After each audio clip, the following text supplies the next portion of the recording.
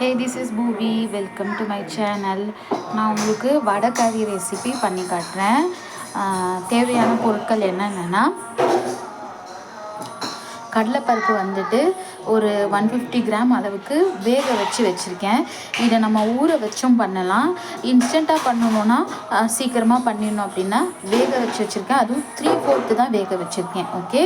அப்புறம் சோம்பு ஒரு 2 ஸ்பூன், தாளிப்புக்கு ரெண்டுத்துக்கும் சேர்த்து வச்சுருக்கேன்.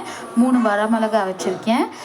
ஒரு பெரிய வெங்காயம் அரிஞ்சு வச்சுருக்கேன். 2 தக்காளி, 2 பச்சை மிளகாய், கருவேப்பிலை அண்ட் கொத்தமல்லி அண்ட் புதினா எடுத்து வச்சுருக்கேன்.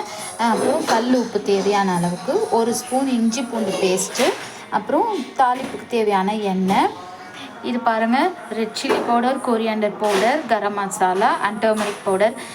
Red chilli powder and coriander powder each 1 spoon, turmeric powder and garam masala 1/2 spoon. Okay, இப்போ எப்படி பண்ணுறதுன்னு பார்க்கலாம். Let's get started. ஒரு மிக்சி ஜார் எடுத்துக்கோங்க. அதில் இந்த வேக வச்ச கடலைப்பருப்பு இருக்குல்ல, அதை போட்டுக்கோங்க. அப்புறம் இந்த வரமிளகா இருக்குல்ல, அதையும் போட்டுக்கோங்க.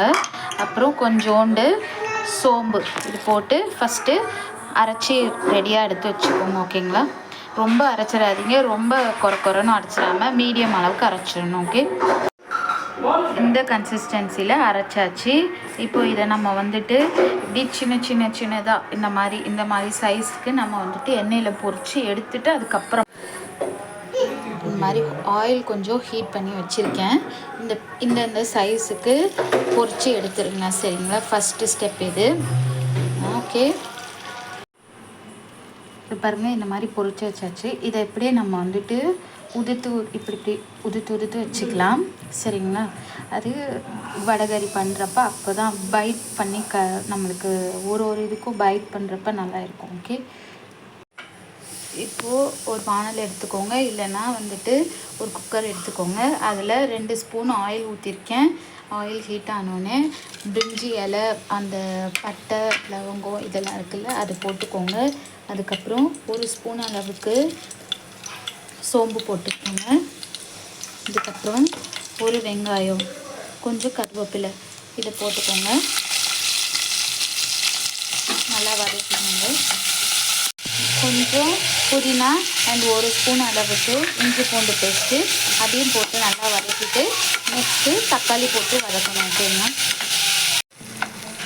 ஸோ வெங்காயம் தக்காளி எல்லாம் வதங்கிடுச்சு. இப்போது வந்துட்டு இந்த மசாலாஸ் இருக்குல்ல, அது எல்லாம் போட்டுக்கோங்க. போட்டுட்டு நல்லா வதக்கிக்கோங்க. ஒரு வாட்டி வதக்கிட்டு இப்போது இதுக்கான அளவுக்கு தண்ணி ஊற்றிக்கோங்க. சரிங்களா? இந்த ரெசிபிக்கு தேவையான அளவுக்கு கல் உப்பு போட்டுக்கோங்க. கரெக்டான அளவு போட்டுக்கோங்க. போட்டுட்டு நம்ம இதை பொரித்து வச்சுருக்கோம்ல இந்த கடலைப்பருப்பு, அதை போட்டுட்டு நல்லா கலரி விட்டுக்கோங்க. ஒன்றும் பாதியமாக இருக்க மாதிரியே பண்ணிக்கோங்க. ஓகேங்களா? அப்போ தான் வந்துட்டு வடைக்கறிக்கு நல்லா இருக்கும். இப்போ இதை நல்லா கொதிக்க விடணுங்க. சரிங்களா? ஒரு 15 மினிட்ஸ் கிட்ட ஆகிடுச்சு. நல்லா ப்ரிப்பேர் ஆகிடுச்சு. Comma smell வேறுங்க. ஓகே, இப்போது ஃபைனலாக நம்ம கொரியாண்டர் லீவ்ஸ் இருக்குல்ல, அதை போட்டுக்க வேண்டியதான். இன்னும் ஒரு 2 மினிட்ஸ் இருந்தால் கரெக்டாகிடும். அவ்வளோதான், வடைக்கறி ரெடி ஆகிடுச்சு. இட்லி வெர்சஸ் வடைக்கறி சூப்பரான காம்பினேஷன். ட்ரை பண்ணி பாருங்கள். ஓகே.